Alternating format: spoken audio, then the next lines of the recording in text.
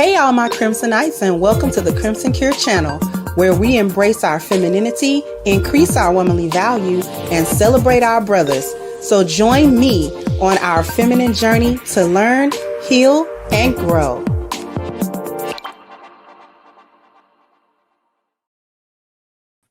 Hey there, my Crimsonites, and welcome to the Crimson Cure channel. I'm your hostess, femininity coach, and author of the Crimson Cure, and this is my perspective. So we got a real interesting and very important clip to show and to talk about today.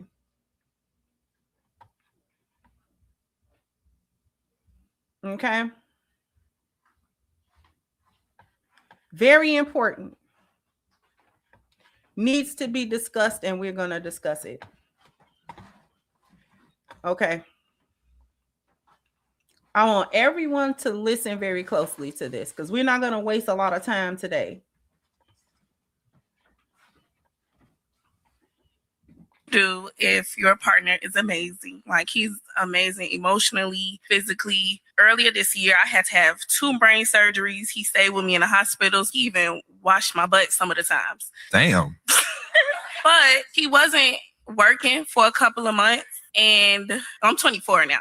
So I basically feel like I'm just real grown, and I just want to know, like, how long. Tell me more about this 24 grown. That's not me talking, that's the crowd. So what's your question? Basically, like, we haven't been out on any dates or anything recently, and I just want to know, like, how long do I wait before I feel appreciated? Just say it.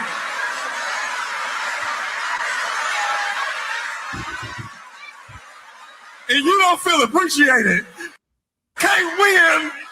This is at the point that we have to acknowledge people's capacities. Because while you were in your season of being taken care of, he was the one doing the nursing back to health, right?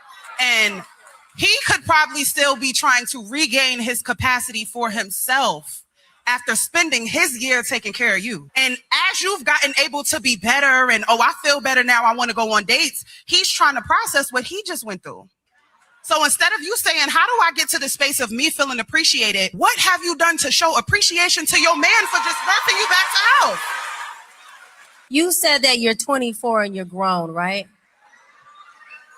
I think this is exactly where you showing your age at. I want to offer that you learn the signs of a good man. Because if you don't, you will become an of-age, mature woman that looks back at him and his wife and his family, and you say, I really done. Before I got into podcasting, I was a registered nurse. And I'm going to tell you, the idea of love that we have in our youth is not real love.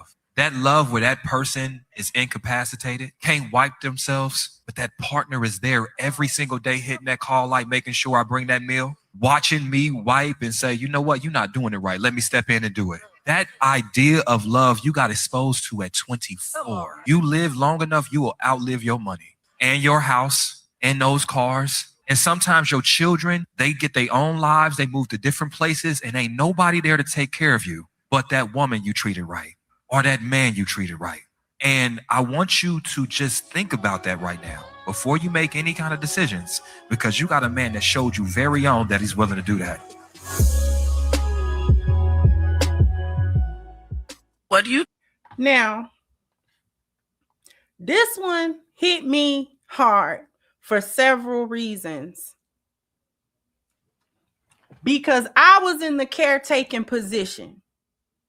I was 24 when my late first husband first got diagnosed with stage 4 kidney disease. I was 24. Okay? I was 24. He was 7 years older than me, so he was 31. At 24, I didn't know how long he had to live. I did not know what kidney failure entailed exactly. Speaking from a person who was in the caretake position.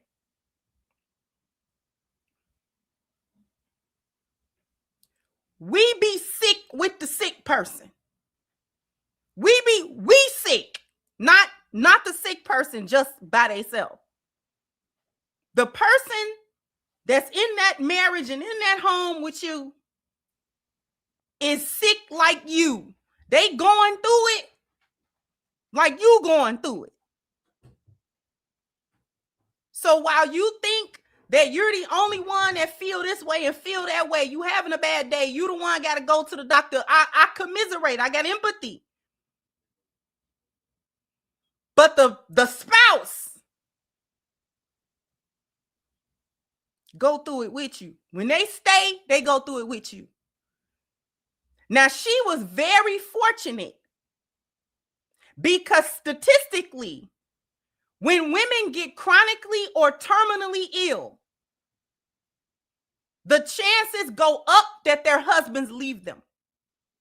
Because when a woman gets terminally or chronically ill in a marriage, she loses her capacity to be his wife and meet his needs. And it is difficult for men to pay doctor bills and take care of you, and you're incapacitated to the point where you can't have sex, you can't really cook, clean, you can't service him. When you can't service him, men have a tendency to leave that marriage, especially when he kind of young. So a couple of things saved her.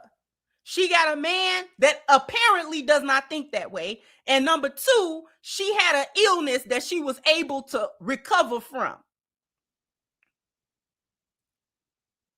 So it was not, thank God, it was not terminal or chronic to the point where she wasn't never going to get past it. There had to be a light at the end of that tunnel. So if she's 24, he probably not that much older than her or whatever. So they're young. They're young. She's young and she's stupid. She's young and she's stupid because instead of going through that and then coming out the other side thankful with a new perspective on life and death and what really matters and what don't matter, she's trying to figure out when is it safe for her to complain now. Mashallah, alhamdulillah. She's trying to figure out when is it safe for her to go back to complaining and being an ingrate. When can she go back to that? That's normal for her. When can she go back to normal? Instead of, thank God that I didn't die under the knife one of them times. Thank God that I was able to recover. Thank God that I was able to recover without brain damage because she looked just fine. I didn't lose my motor skills. I didn't lose, okay? I was able to come back pretty much the person that I was before. I didn't lose that person. So instead of coming out of that on the other side, young or not, with a different perspective, and then thankfulness, not only to God, but that God allowed you to have a husband that didn't say, I can't do this. Can't do this. I'm gone. I don't know. So now that she was able to physically recover, just like the lady in the clip said, what about how he got to recover? This is why I started out by saying the person that caretakes you go through there as well. You're not the only one that go through it. The caretaker, the person that caretake you and they are not getting their needs met by you because you are unable to do that.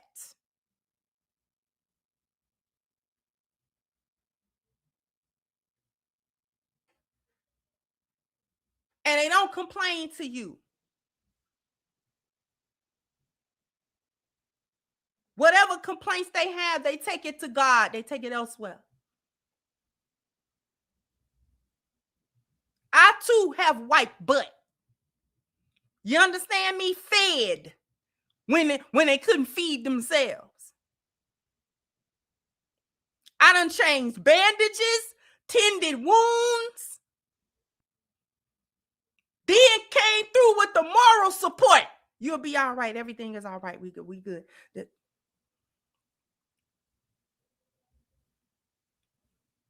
See, he was going through it because he was the one sick, but I was going through it too. Because I chose to stay. And believe it or not, statistically, women choose to stay more often when the men are sick. When the men are sick, women have a tendency to stay. So I'm not really even a unicorn in that sense. But I'm speaking from the standpoint of ingratitude. You are not only ungrateful for coming through that. God didn't have to bring you through that. It's a lot of people that don't come through nothing. You could have been a vegetable. You could have been a vegetable. You could have been sitting on life support in a hospice place. And nobody would have blamed your husband had he said, you know what? I loved her, but I got to move on. Hopefully her family, you understand? Because at 24, you ain't been even married that long and something hit you. Something hit your marriage. A valley hit you. Early. I wasn't married but no more than 4 years. We was married 4 years before he came back with that diagnosis.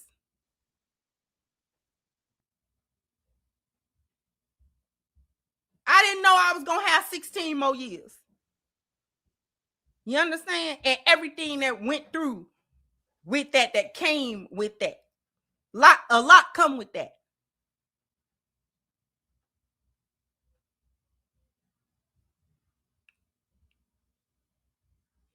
And you wake up every day and you better have some kind of thanks in your heart and in your mind and in your mouth to the Creator.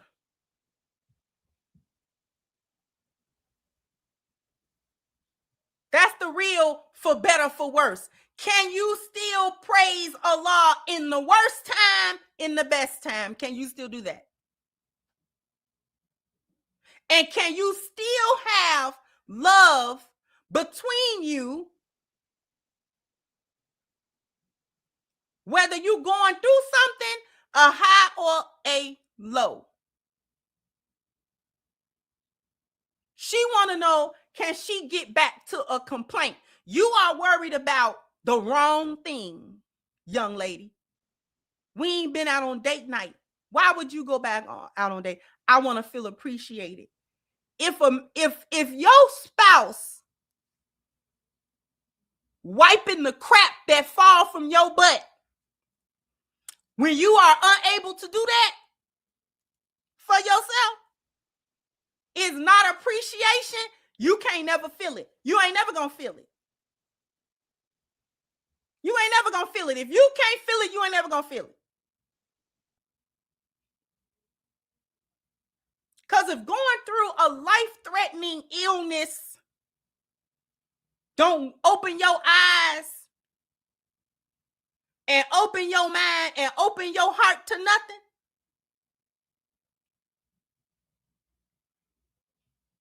what's going to open it? Even Cheyenne Bryant had to say, listen, this now you showing us how young and immature and silly you are. Even Ace Metaphor had to say, you got shown real love, the actual love, very early on.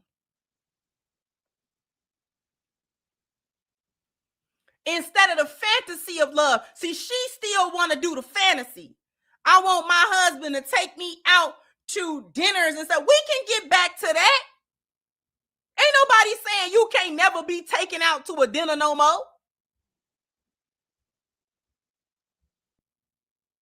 Nobody's saying that. But he went through a year of it as well.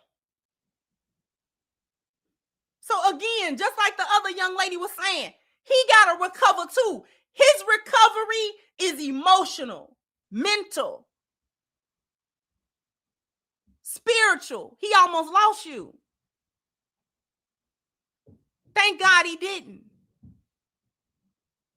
How dare you be worried about date night?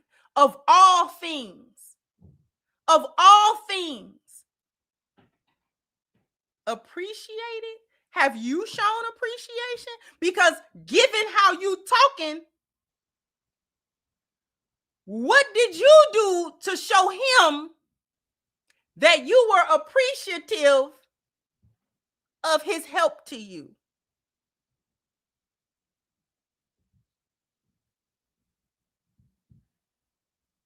Was there even a thank you?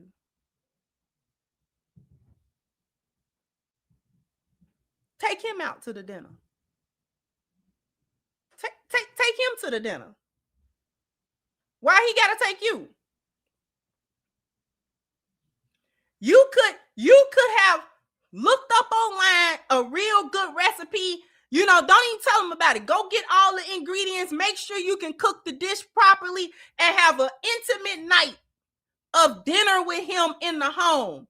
And let him know from your heart how much you appreciate his sacrifice during your time of being ill.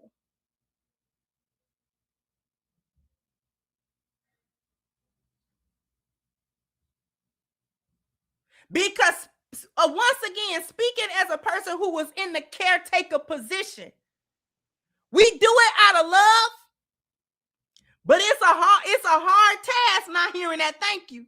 That's hard. That's a hard one. That's a hard one. It get hard to swallow complaints. You understand? Complaints get difficult to hear, especially complaints of a certain kind.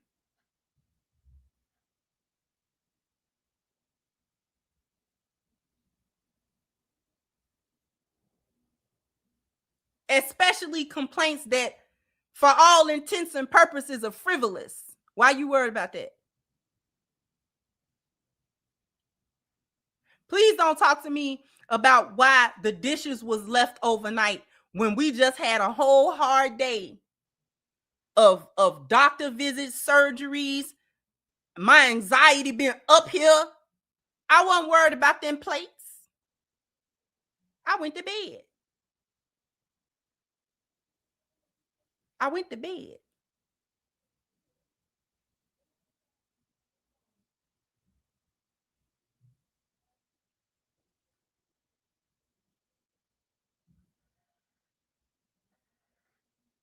And for you to get somewhere in front of a group of people to essentially ask them, when would it be a safe time for you to start back complaining?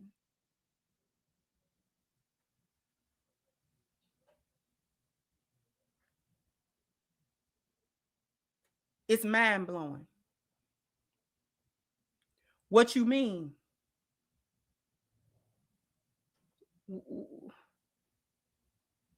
What you mean?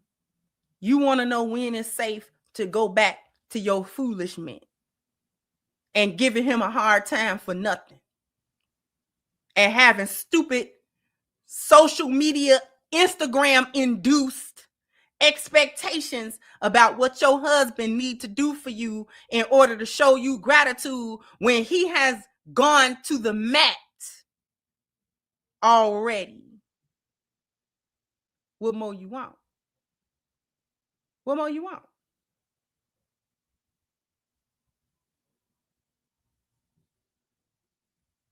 What more you want?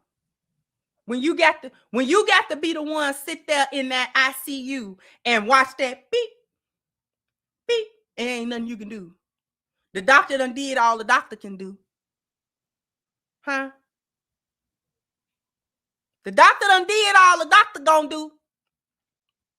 It's up to God. Whether or not you get to wake your eyes up in the next few hours or the next morning now.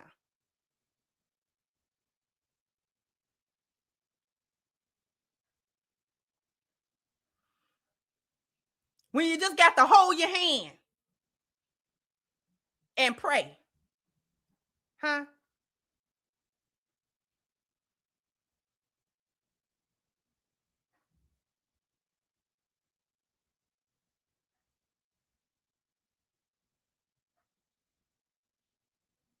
When your spouse is sitting there thinking about, I'd rather have you here to wipe the drool that comes from your mouth than not have you here.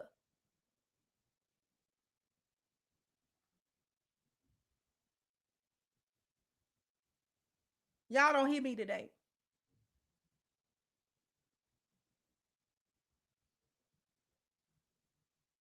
Huh? That when she got up there to say that foolishness, that made me so mad listening to her say that. And hers wasn't even prolonged. 1 year, that's a drop in the bucket. It's folks taking care of their husband or wife and been doing it for the last 5, 10, 15 years, 20 years they've been doing it. And they get tired too. And they come back and do it again.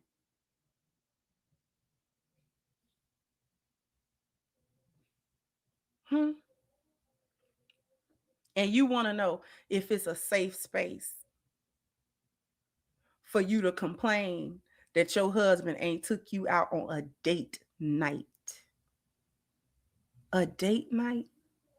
No wonder men is leaving you heifers alone. No wonder men is leaving you your little young heifers. Your little young heifers. No wonder men is saying, forget it. I'm not dedicating my life to no chick with this kind of mindset. We done been through the valley and we done came out the other side. And the first thing out your mouth was, when you gonna take me on a dinner date night so I can feel appreciated? You almost knock your head off. Almost knock your head smooth off. What?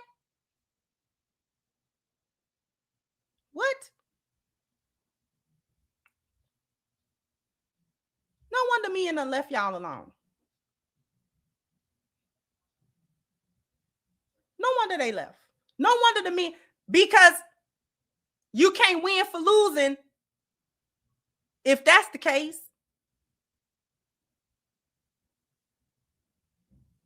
you being battle tested and you losing the test. You failing the test.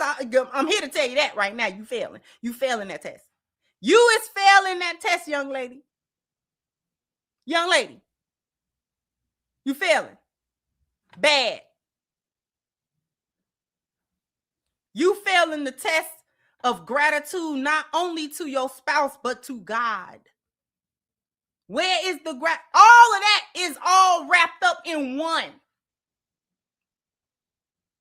I'm grateful to my Lord for helping me and bringing me back to health after a time of sickness. He don't got to do that. Like I said, it's a lot of folk don't make it out the other side from simple stuff, let alone some type of brain surgery. Folks get a cold and drop dead.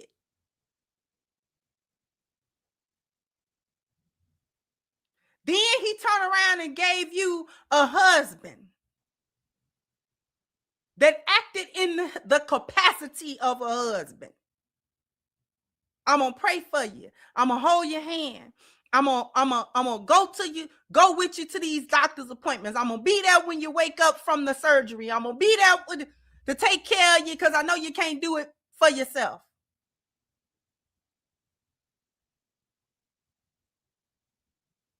I'm going to do for you when you can't do for you. That's a marriage. That's the marriage. I'm going to do for you when you can't do for you. And I pray that God give me the strength to do for you when you can't do for you. To cover you when ain't nobody else to do that.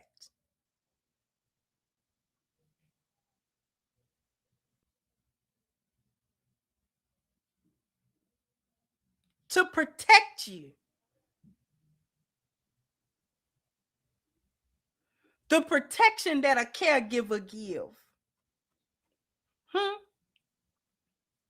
How many times did I advocate in that hospital and he wasn't even conscious?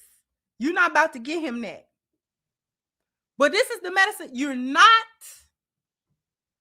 gonna give him that. That's not his medicine.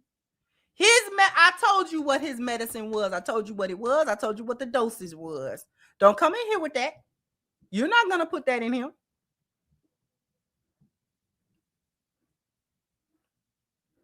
Well, the doctor said, go get the doctor. Go get the doctor. Go get him. Ma'am, you don't have to do nothing. I understand you went to school, but you don't love that one.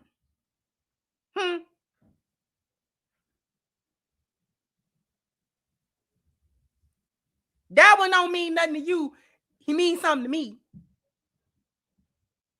And you're not going to shoot him with that. Now go get his right medicine.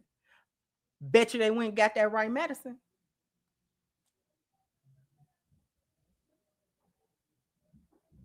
I'm not going to go back and forth with you. I'm not going to go back and forth with you about that. We're not even going, because the more you stand there and look at me,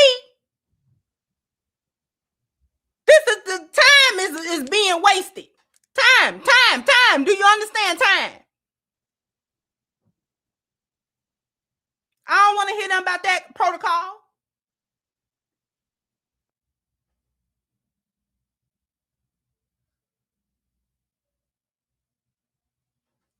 Come in here. I'll come in here and knock all that stuff off the table.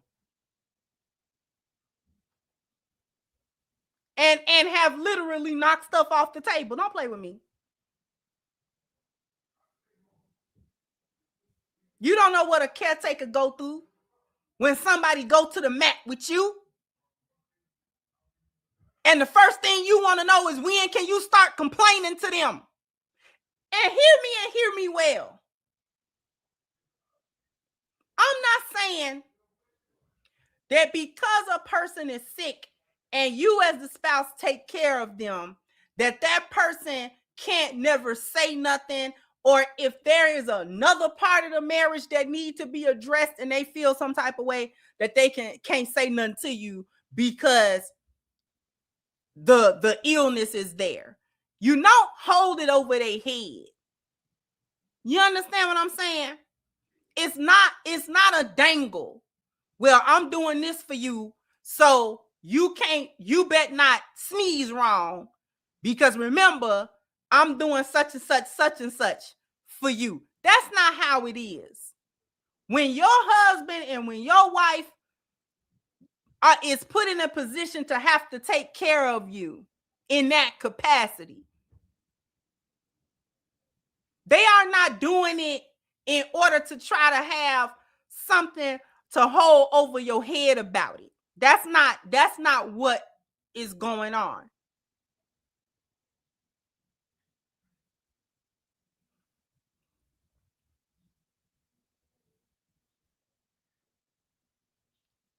So if something is going on in the marriage, and because it's still a marriage, right? It's still a relationship.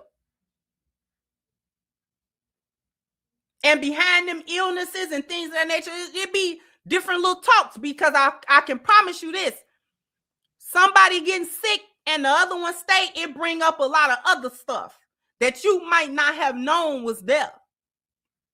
And it ain't got to be all bad, but it will be something to work through and talk through.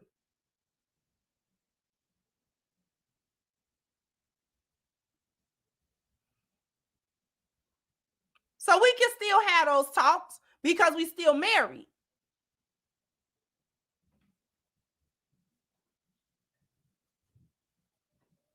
But that is where wisdom come in at. That is where wisdom and having good character with your spouse enters the picture. Being able to read the room.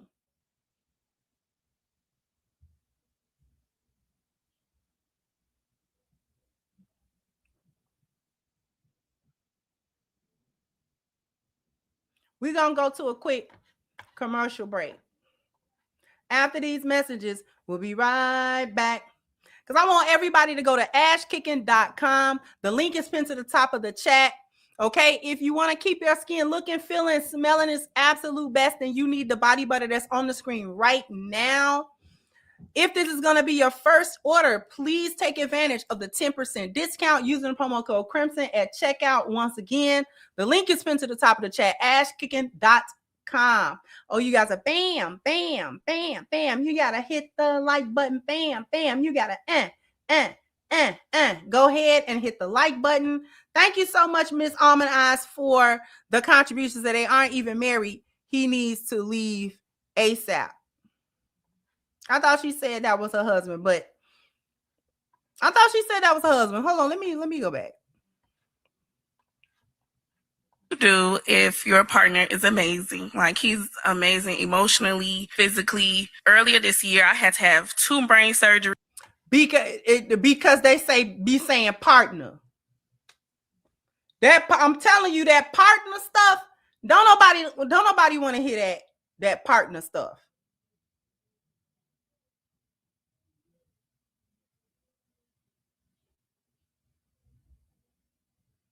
That's the partner. What that mean?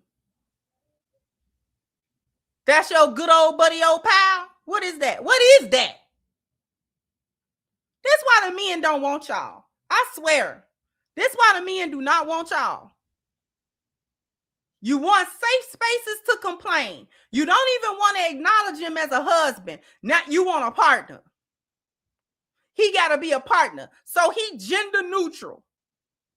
He neutral in your life. He wasn't neutral when he was nursing you back to health. He wasn't neutral when he was wiping your butt. He wasn't neutral when he had to feed you. He wasn't neutral when he was sitting there in that ICU all by himself and wasn't nobody else there when your mama went home.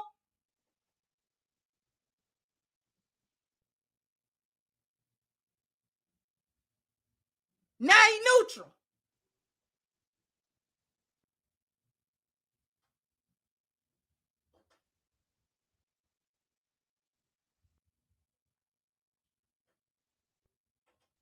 Neutral.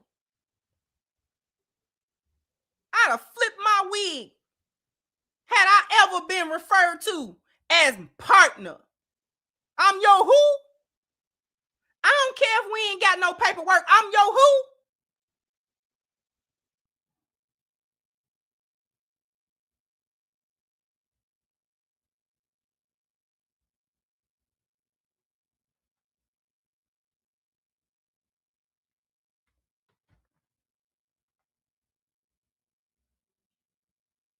It's so disrespectful. Partner. It's so disrespectful.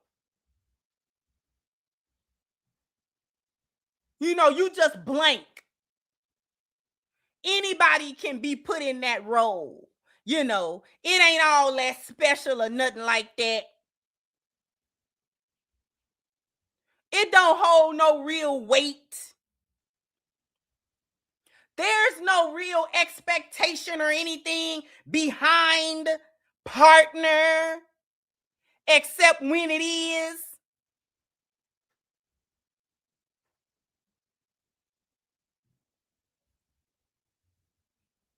Ain't nobody no partner.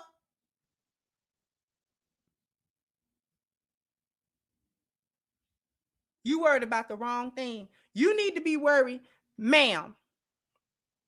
You need to be worried about getting in the gym and getting your health together, Miss Lady, because you too young to have all that weight on you. And I understand that your tata is probably real, real big, but the rest of you probably kind of big too, because your face not real slim.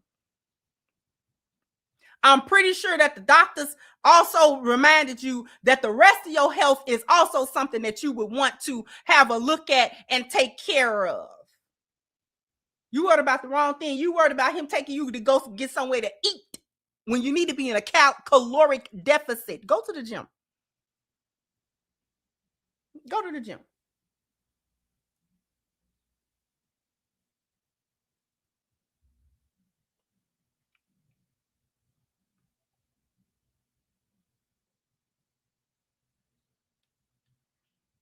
You worried about the wrong thing. You want to know, can he take you to a restaurant? Girl, what?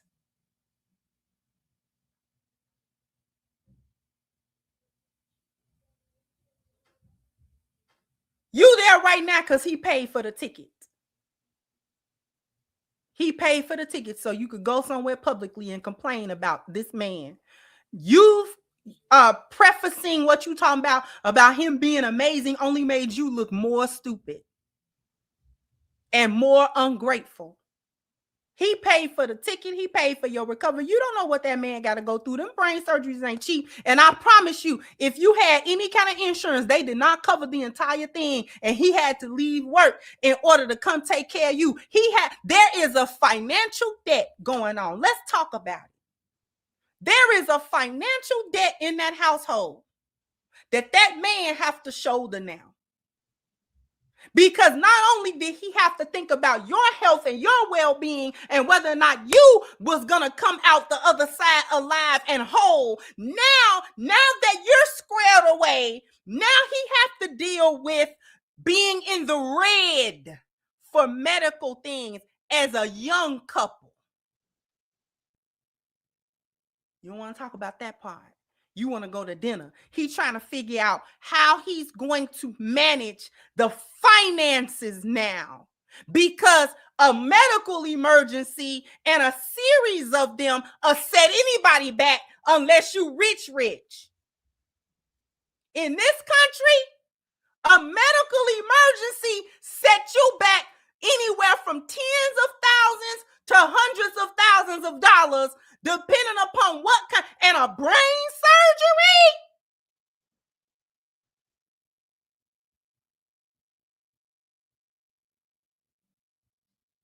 I want to go to dinner is insane.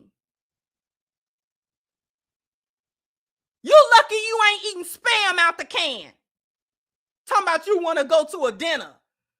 You lucky he ain't got you eating chicken spread and crackers.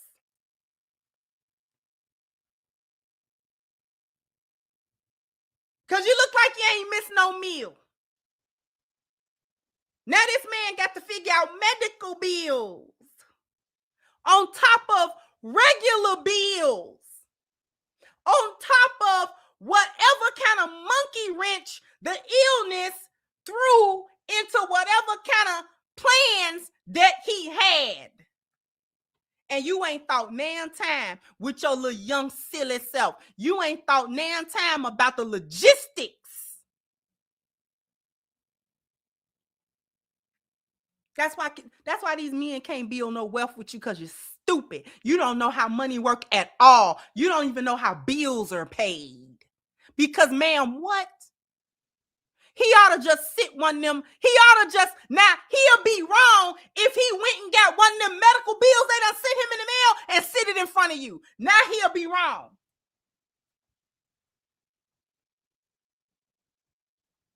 He'll be wrong then. If he go get that $35,000 anesthesia bill and put it in front of you and say, you handle that one.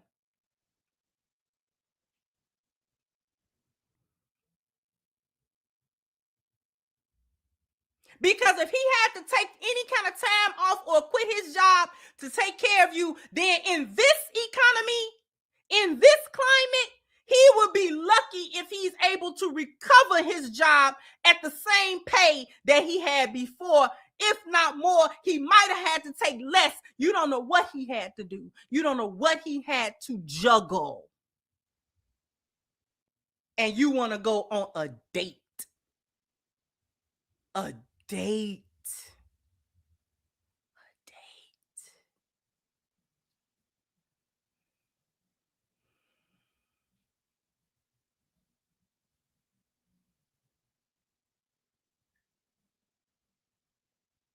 You want to feel appreciated on a date.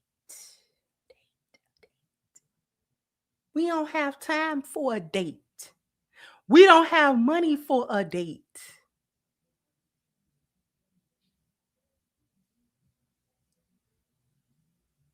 How dare you?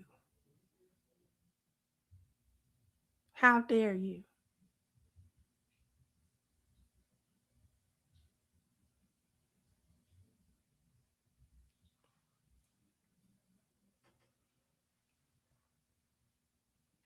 Because like I said, I guarantee you, even if she had any kind of insurance, even if she was covered under his insurance, however that went, insurance in America do not work how they claim it work. They denies them claims left and right and leave you hanging with them high bills. Them bills be high as the Sears Tower, and they will leave you hanging with them. Immediate, expeditiously. You know the insurance, health insurance in this company is bad. Anytime the public was not against that that Mangione boy. And y'all know of what I'm speaking. They do not the general public is not mad at that man.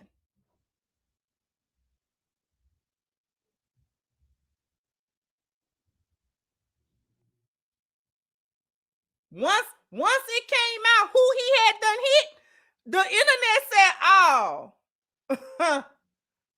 is that it? That's all. That's who. Oh,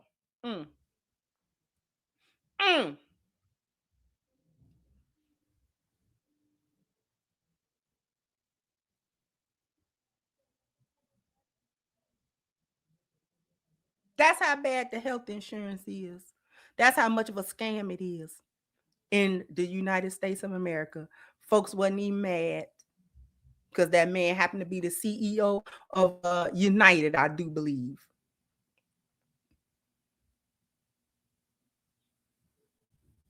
And they said, "Oh, he hit who?"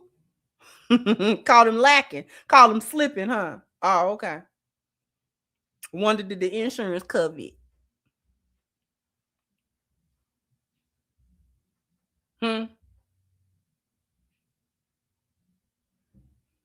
Health insurance don't even be wanting to cover the ambulance ride that you be needing to the ER.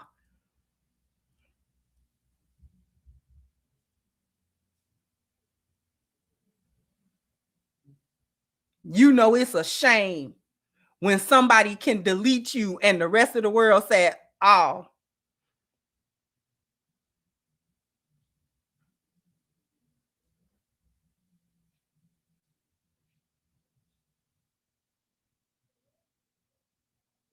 So you know them insurances ain't paying them bills. They ain't maybe even hardly paying half of them bills. That man is sitting there racking his brain every night, looking at them bills and worrying about how he gonna get out of this with this money. And you want to go on a date. I swear for God, I will put one of them bills in front of her. She be mad at me. I give you something to be mad about. You figure out that one. It's 4 bills here. I'm gonna give you that one. It wasn't my fault. I was thinking it wasn't my fault either, but we still got to pay these bills. Figure it out. You figure it out. Is you even gone back to work yet? Is you even gone back to work yet? You. Since you want to go on a date, then you well enough to go figure out some work, ain't you? You ain't got to do nothing physically taxing. You can go ahead and y'all be wanting to work it behind the desk any dang on way. So go ahead.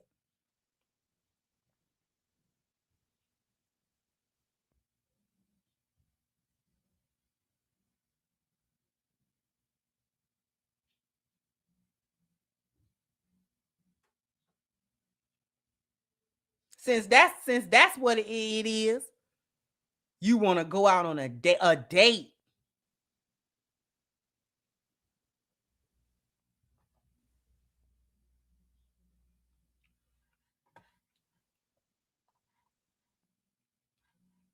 Thank you, Benjamin, for your super sticker. Thank you, Charles, for your super sticker as well. I greatly, greatly appreciate you.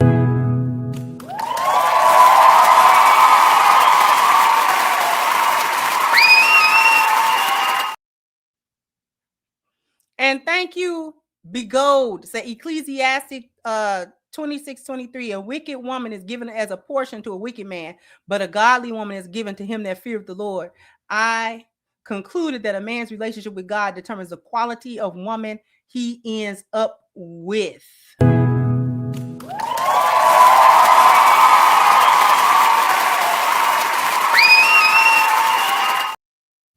I don't think that people truly understand exactly how true that conclusion is. That a man's relationship with God does determine the woman that he end up with. Because this is what I be telling women. God is not going to send you one of his men, one of his soldiers to you, and you don't ride with God. You're not godly. You don't got no connection with God. You be doing everything but what God be telling you to do. Why would he send you a righteous, upstanding man? Why would he send you that kind of man? You're not that kind of woman. You ain't gonna appreciate it. You ain't gonna do nothing but take him down through there. He got enough tests going on. Those who worship Allah got enough tests going on in their life.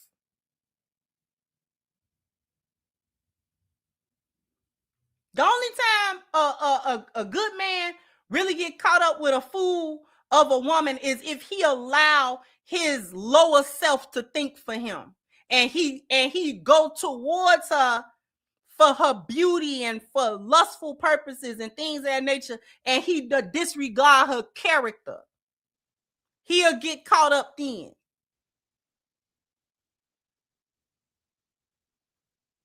Because he going for a woman for his reasons, not for God's reasons. Same thing with a woman. If you are a woman who, you know what I'm saying, you worship God and all that kind of stuff, and you start getting caught up with, stop going for men for your reasoning.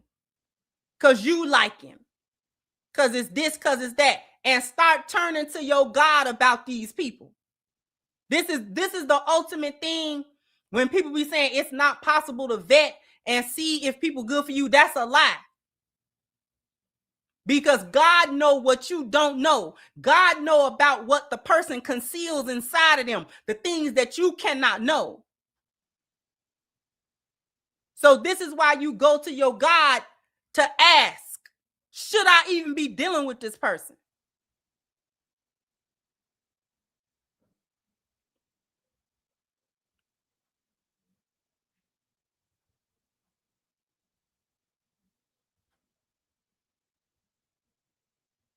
And when we don't ask, when we go after people for our own earthly, fleshly, whatever kind of reasons we got, and we don't consult our Lord about that because we figure, quote unquote, he ain't got nothing to do with that. When in point of fact, who you choose as a husband and who you choose as a wife is one of the most important decisions you will ever make in your life.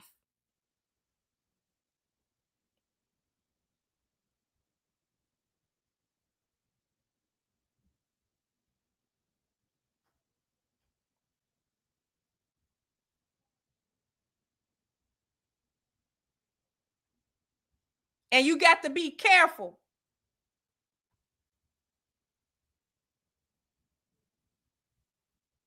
And you have to listen to the message that God give you about folk. He'll tell you.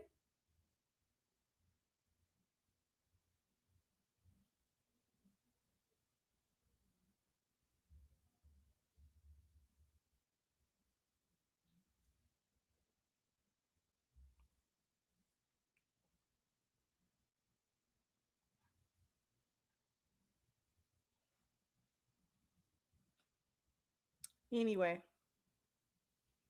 I'm not going to spend too much time beating on it. But this kind of messed me up a little bit because the level of ingratitude was astounding. How do you even manage to be this ungrateful to God and to the spouse that he gave you, that stood by you in a time of need? When that's what y'all say y'all want out of a man. Y'all say y'all want a man that's going to be loyal and faithful with you in a time of need. And he do that. And you want to know when is at your earliest convenience, can you get back to the boneyard and start acting a fool in that man's life?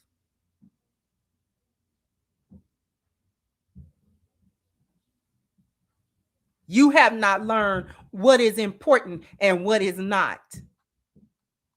You have not learned through going through potentially deadly illness, surgeries, and things of that nature. You have not figured out that going to a little old dinner, that ain't nothing. You know, it's nice. Ain't nobody saying you can't never go. But he has shown me everything I need to know. And whatever it is that I got to do to help right the ship and get us back and help him get us back on track so that we can continue our goals and things like that, he would appreciate that much more. He know it wasn't your fault you were sick. He know that. He not finna sit and fault you for it and be mad about it. What make him mad is that ingratitude make him mad. The ingratitude will make him mad. That will turn it all around. So what you want to do is you want to be grateful. And in that gratefulness, you want to come to him with a spirit of help, with a spirit of help meet. And say, baby, I know that my illness was a setback to us. And he gonna say, baby, don't worry about it. You gonna say, well, I understand it wasn't my fault or nothing like that. But what we need to sit down and come up with a plan, because I know these hospital bills done backed up and all that kind of stuff is a lot. So what now can I do to help you get this back on track? You know, I'm going to try to go ahead and look for a job and stuff like that. You know, get back to work. I feel pretty good, you know, and I can get on back to work and stuff like that. And we can come up with a financial plan as to how we going to pay these credit cards off, or however it was that he was trying to pay and stuff like that. We try to pay that off, baby. And he'll want to say, don't worry about it, but he won't be able to say that. And he'll look at you with new eyes. You know what he'll think to himself? I'm so glad. See, this why I stuck by her, because I know what kind of wife I got.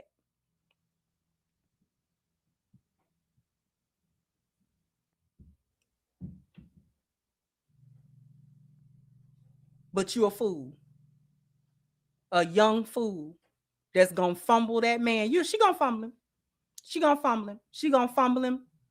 Sure as I'm sitting here, she gonna fumble him. And it'll be just like Cheyenne Bryan said. You'll be looking back at him and his wife that's grateful and their family, and you're gonna say, man, I sure did mess that up. I sure did mess that up. And it'll be too late. And it'll be your fault. Jump down in the comment section. Let me know what you think. Like, share, subscribe to the channel if you have not. Once again, I'm your host of The Crimson Cure, and this was my perspective. Bye-bye, Crimsonites.